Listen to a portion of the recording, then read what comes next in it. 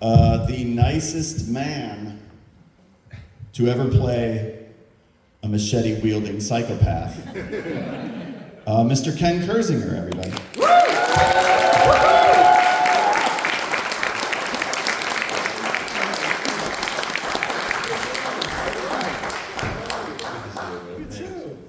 Thanks for being here. My pleasure.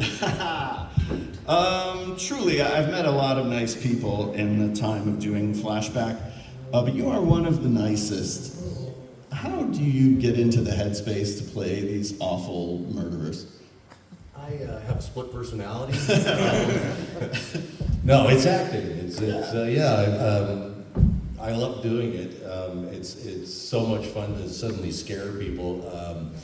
When I worked with Kelly Rowland on Freddy vs. Jason, she was terrified every time she saw me in costume. Oh, wow. And she would literally cringe away from me and stuff. And then one day I was walking across the lot and somebody pointed me out to her.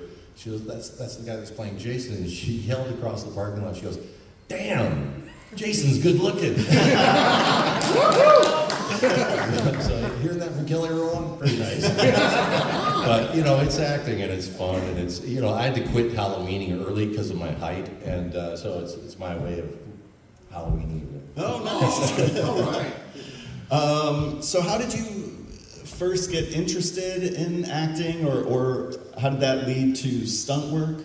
You know what? I started out doing stunt work, and again, because of my size and stuff, they started giving me lines like "Yes, boss," and yeah, "I'll kill him for you." Yeah, and so that just kept happening, and then I got asked if I wanted to get an acting agent, and so I did, and I started auditioning for things. But then my stunt career got so busy. In Vancouver, where I'm from. It really took off when Stephen J. Cannell came up with Jump Street and Wise Guy and Broken Badges and a bunch of series, yeah. And I was working sometimes 3 of those shows in one day. Wow. So I would go up and audition and I would get a part, but then I'd have to turn it down because I was busy doing stunt work and stunt coordinating, and the industry was just taking off in Vancouver. So the acting stuff, I remember X-Files. I was doing I did the pilot in the first 2 seasons of X-Files as the stunt coordinator, and this part came along, and it was perfect. I wanted to do it. It was part of Richter for an episode called Ice, and I asked the director if I could audition for it. And he was kind of a little bit weird, like a stunt coordinator who never does this, right? I asked if he can audition for something. So I auditioned for it, and I got it, and it's a few lines in the beginning, and then a big fight scene kind of thing, but so you start building, a reputation and a resume and stuff, and with Freddy vs. Jason, it was really a culmination of years of suit jobs that I've already done, like werewolves and Sasquatches and robots and stuff like that. And then, of course, I got to work on number 8, and just everything came together. And on Freddy vs. Jason, I got to play Jason, which is, I gotta say, one of the easiest suit jobs I've ever had. I did this werewolf movie you don't want to know about, but no, it was really, really wonderful. Sorry? Was that Bad Moon? Bad Moon, yeah. That movie kind of rules. Well, it was great. I saw Michael Paré for the first time since I had done the movie about 3 weeks ago at the last convention I did, and it was, like I said, the first time I had seen him since we did the movie. He used to call me Sad Wolf because I would sit there. So the werewolf suit was horrible. I looked out a hole like this with a piece of black mesh over it. And when the mouth closed, I couldn't see. So, and they would leave me in this thing for hours, and I would drink gallons of water and Gatorade, and I would never have to pee because you just sweat it out. So I would just sit there and kind of meditate in between shots and pretend I was on a beach someplace or whatever. And so people would actually think I was a statue or something like that, or maybe I had passed out, or every once in a while they come over and tap me and I go, "I'm on the beach."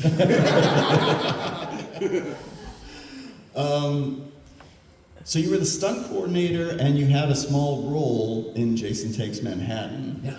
Are you the first person to ever play a Jason victim and Jason? Kane and I are the 2 people that have been Jason and been a victim of Jason. Okay. Yeah. Wow. Yeah. That's some rare air that you're in. When you get the call to play Jason, do you have a specific take on the part that you decide, like, here's how I want to do my Jason versus the other Jason? You know, usually it depends on your director. Sure. And Ronnie Yu he's not the type of director that wanted creative input from a lot of people. He had a very, hard vision of what he wanted. And when we first got together and I asked him, I said, is there anything you want me to imitate from any of the other Jasons? And he said, no. He goes, he had a specific idea that he wanted Jason to move very, very slowly until he did something, and that would, exaggerate it and make it more startling and stuff. And I think it worked pretty well. It was certainly a different type of Jason. It's funny that Jason actually comes off kind of sympathetic when he's up against, a child killer like Freddy. But that's it. He does totally come off. I mean, you walk away from that movie being like, yeah, Jason's okay. I kind of glad that Jason won that one. You know, the funny thing is, so we did I was waiting to do a shot, and we're in Jason's bedroom, and on the bed was a teddy bear. And I thought, that's so cool that they thought to put that there. And so I picked it up and I sat on the end of the bed, and I knew the stills guy was there, and he was, snapping around in pictures, and he took a picture of that. And since then, they've turned it into its own statue, really? Which was never in the movie. and you'll see the teddy bear in some of the other statue parts, the machete, the fire you can add to the machete, and the little teddy bear. And I thought, there's always been this question, would Jason ever hurt a child? And, I don't think he would. And most of the fans I've talked to don't think he would. What do you people think? No. Yeah. So I think that's a kind of a cool route for Jason's character to go down, maybe in the future. Especially when he's up against somebody like Freddy, whose MO is hurting children. Can you talk a little bit about working opposite Robert Englund on that film? My famous story about meeting Robert Englund for the first time was I walked into the makeup trailer, and Robert was in there getting his face put on and sitting back, and I go, hi, Robert, I'm Ken Kerzinger, I'm going to be playing Jason. And he looks up at me and he goes, I'll be seeing you the rest of my life. And I had no idea why. And I go, why is that? And he goes, conventions, I'll tell you all about it. But he took me under his wing. He I think because he knew that we would have this probably lifelong connection, he just made the real effort to, be friendly and to, if I had a question about acting, I could go to him, and if he had a question about stunt work, he could come to me, and we ended up going to Europe to promote the movie for, I want to say like 5 weeks, and we were doing conventions all over the place, and him and his wife Nancy were taking me to all the best restaurants and hotels, and we did a show in Holland, and Robert, I got my hotel, the Pulitzer in Amsterdam. I'm gonna get him drive us down there, and I'm putting you up in the hotel room, and we went out and had a wonderful night. So what a great person to learn from, and one of the biggest things he taught me was to appreciate you guys for all that you do, and thank you very much.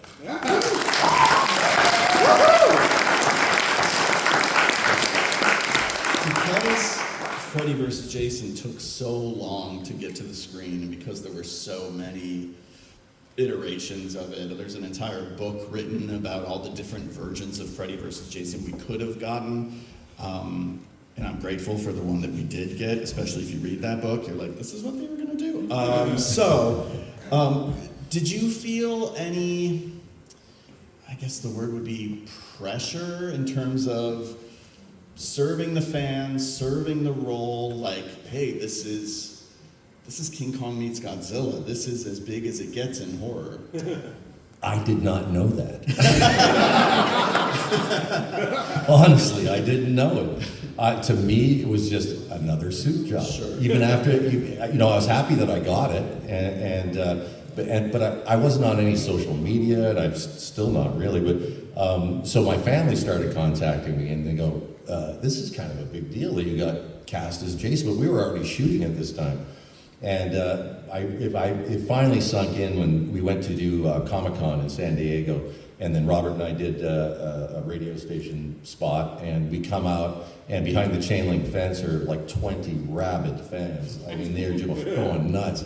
And I come walking out, and I look at Robert, and I go, Robert, you know, wouldn't that be cool if it was like #1 at the box office? And he winks at me, and it was #1 at the box office for two weekends in a row. So, you know, like I said, I did not know what a big deal it was until I was actually making the movie. And then when we went to Europe and Comic-Con and meeting the fans, so I didn't feel that pressure until I was already meeting the fans and stuff. And then I realized, holy shit, I hope I did a good job. You're great. You were also very involved in one of my very favorite horror sequels, Wrong Turn 2. Oh, yeah. Can you talk a little bit? Yes, give it up for Wrong Turn 2. It's better than the first movie. Can you talk a little bit about working on Wrong Turn 2 with Joe Lynch? Yeah, well, I mean, Joe came to Vancouver to shoot that and asked to meet me, and because he was a fan of Freddy vs. Jason. Yeah.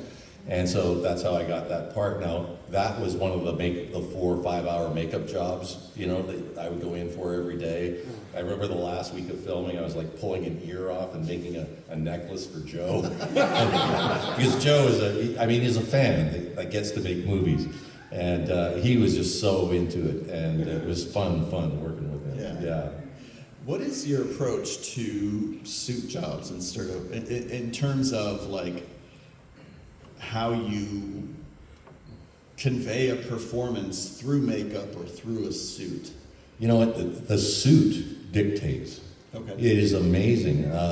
I got to double Colossus on one of the X-Men movies. All right. Yeah, and I remember putting on the costume for that, and because they had a version that was kind of a plastic shell with all the muscles in there and stuff like that, and the suit, and I remember putting all that on and walking out of my trailer, and I was just walking a little taller, and I felt like I could flip this car over, and then when I put on the Jason costume,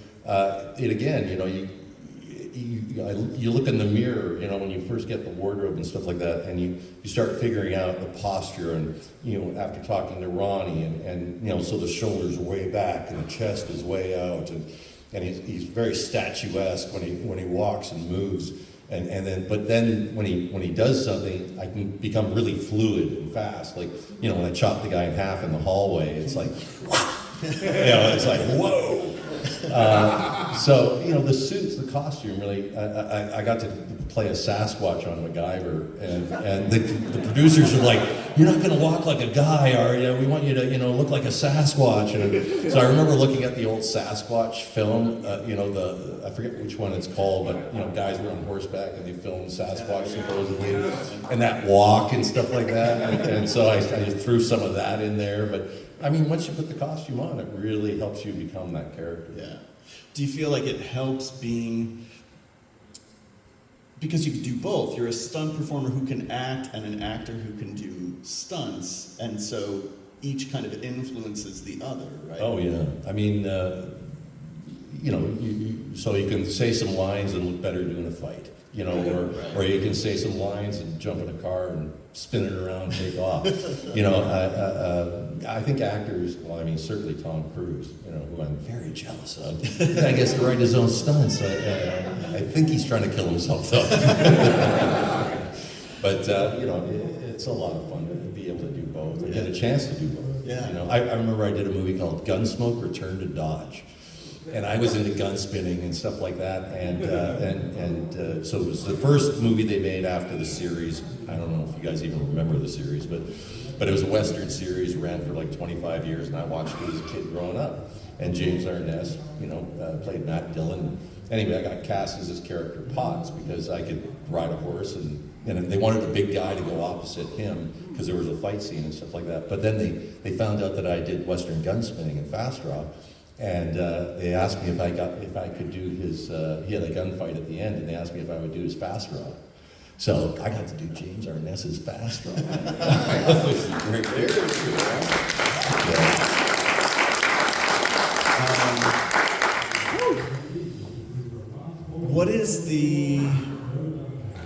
what's the hardest job you've ever had to do?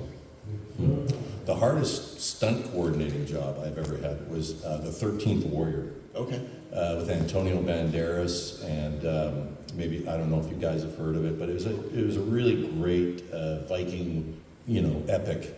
And I was one of the stunt coordinators. I was also doubling the lead Viking in the movie. And so we were working 6 days a week on location. It took us about an hour and a half just to get to the location every day and get out. And we had built this whole Viking village, acres and acres of Viking village, because we had these huge battle scenes with, people on 80 to 100 people on horseback, and so it was work, and you had one day off, and that was to do your laundry and get some sleep. Oh, wow. But I always told the stunt guys, I go, this will be a movie you'll be glad you did when it's done. Right. And we worked our asses off on that movie, and it came out, and I was really proud of the stuff we did on it, and all the hard work paid off. So that was probably the hardest movie I had to work on. That or the werewolf fucking costume. Sad Wolf. They should have called the movie Sad Wolf. Sad Wolf. How was John McTiernan working for John McTiernan on 13th Warrior? A bit of a nightmare. The IRS would agree with you. Here's a guy that's coming off Die Hard, and he's a huge Hollywood, director, and he, I remember he was just not on his game when we started making this movie. So the first day of filming, we all show up at the Viking village, and here they've got it prepared it's in post-battle scene. And well, it wasn't supposed to be in post-battle. It was supposed to be like the brand new Viking village. So we all show up for work, and we can't film that day. So we all got the day off, and they brought in an army of greens people and stuff like that, and redressed it. And so there was, just a few things like that happened, during the making of the movie, which don't help a movie move slowly or move smoothly. And so that made the job a little bit harder. And plus, he was a type of director who, I remember there was a scene where Antonio Banderas has to ride along and scoop a little girl up because they're being attacked. And there's a traditional way of doing that where the person turns and you lock arms and you swing them up into the saddle. Well, I knew if we videotape, showed that to John McTiernan, he'd look at us and go, everybody does that, So we wanted to do something more heroic, and so I rigged a harness with a handle where the scruff of the neck is back here, and we had the stunt girl doubling my child because she was small enough, and we had a great horseback rider, and he comes along and he just grabbed that handle and swung her up into the back of the saddle, and I remember that was one of the things we showed McTiernan, and he goes, good. That was the best you were ever going to get out of it. Yeah. If you guys have questions for Ken, please line up. There's a microphone at the center. Do you have a favorite job that you ever did? I loved what I loved about stunt work. I had a stunt bag like this, and I would throw that in the front seat of my car with the top down on a sunny day, and sometimes I didn't even know what I was doing that day. So my favorite jobs were the ones where it was just like, I was the stunt guy. I would roll in and I'd roll a car. I'd come in and I'd do a fight scene. I would, so those were my favorite days. I felt so lucky to be in the business where I could keep playing, and they just gave me better toys. I could wreck shit and walk away with a nice big paycheck. Yeah. How do you feel like CG has kind of affected the stunt world? I think it's made it a little bit safer, and it's a tool that can be used very well, but it can be overused. I think, I like practical effects, and I'm old school, but visual effects are getting better and better, and certainly you wouldn't be able to bring the MCU world to life if you didn't use it. So it's another tool in the box. Yeah. I'm excited for what's coming with AI, in that any one of you, I think, in the future is going to be able to have an idea, talk to an AI, and the AI will help you make that short or full-length movie with characters that you create and stuff like that. So I'm excited for what's coming. It's gonna, I think, not all of it's gonna be great. It's gonna be like what YouTube did for TV. You know, some stuff's gonna be great, and some ideas are gonna get out that people are gonna look at and go, let's spend some money on that and make a big budget version of that. So I'm excited for what's coming. As a fellow fan of practical effects, I will always appreciate someone like yourself who can really do the shit. Yeah. Because it's always going to be better. Go ahead, sir. Ken, which one of the deaths in Freddy vs. Jason would you say was your favorite one to do? I think it's almost pretty well known. I love the folding bed. You know, the folding bed. Because honestly, I didn't know I was going to do that back then. I knew I was going to kill the guy at the bed, right? And they go, okay, you're going to come in, you take the machete and you stab him, and then you fold the bed in half. And I go, you guys rigged the bed to fold in half? And they go, yeah, it's rigged to fold in half. That is so cool. That's definitely very original. Yeah, nobody expected the folding bed. And then I think when we folded the bed, there was the rubber leg, and the rubber leg just sort of twitched a bit, which really helped sell it. Yeah. It's even better when the character really deserves it, too. And that guy really... Oh yeah, that was the other thing. Nobody liked that guy. Another way that Jason came off sympathetic. He deserved to die. I'm telling you, he's the hero of that movie. Yeah. Go ahead, sir. Yeah, so I got a question about the corn maze scene. Like, what was it like going through there, being lit on fire? I gotta tell you, and I've told everybody this, and it's in the voiceover for the DVD and stuff like that. It was the only stunt I asked to do in the movie because I knew it would get nominated for a World Stuntman's Award, and they wouldn't let me do it. The producer said, Ken, we've hired you as an actor. They're gonna shoot that on second unit, and you're gonna be on main unit with us. Fortunately, Glenn Ennis got it, and he's a good friend of mine. And it did get nominated for a World Stuntman Award. It didn't win. It lost out to Last Samurai, which was a ripoff. It's all political. So they did partial fire on guys, and then they accentuated with CG fire. And Glenn's burns were actually 8 full burns, and in the corn maze he couldn't see. He was on air. He had an earbud in, and they were giving him directions. And so, as far as lifetime great stunts go, that was one of them. And I missed it. And I feel bad about that. It wouldn't have been my I've done full burns before. But I wish I had done that because everybody asked that question. And I wish I could say I did it. You were wrong, man. Yeah. And then one last thing, why weren't they able to make Freddy vs. Jason versus Ash into a movie? You know, I mean, I heard that Raimi wouldn't give the rights up. They were thinking about doing the series at that time, and which they ended up doing. And then I had also heard that Bruce Campbell just didn't want to do it. He didn't want to be part of, and the part of that I heard was something about because the comic book Freddy vs. Jason versus Ash came out, and that came out before the Freddy vs. Jason came out. Anyway. I heard, maybe he didn't get a piece of that, or there was some animosity there, but I mean, that's all I can tell you about it. Gotcha. Well, the comic was pretty good, so at least he did that. Well, I mean, people would have loved to have seen that movie, and it's too bad that it hasn't happened, and may not, but hopefully they'll find something for Freddy and Jason to do. Yeah, definitely. Thanks. All right, if you have a very quick question, we could do one more. What's your favorite scene from Freddy vs. Jason? Oh, it's the fight scene at the end. I mean, Big showdown. that's what we all came to see, right? And they did such a great job. It was really smart of them to have the construction site there. They get really creative with Freddy and what they did with that. And again, yeah, it's what everybody came to see. And the finale was great. I think, everybody loved it. So it was kind of so over the top. With the blood, I still go around you yelling, "More blood! More blood! Pump harder!" Thank you. Yeah, you're welcome. Ken's going to be at his table the rest of the day. Please give it up one more time. Thank you. Go visit him in the theater. Stick around for Joe Dante if you are in an Ultimate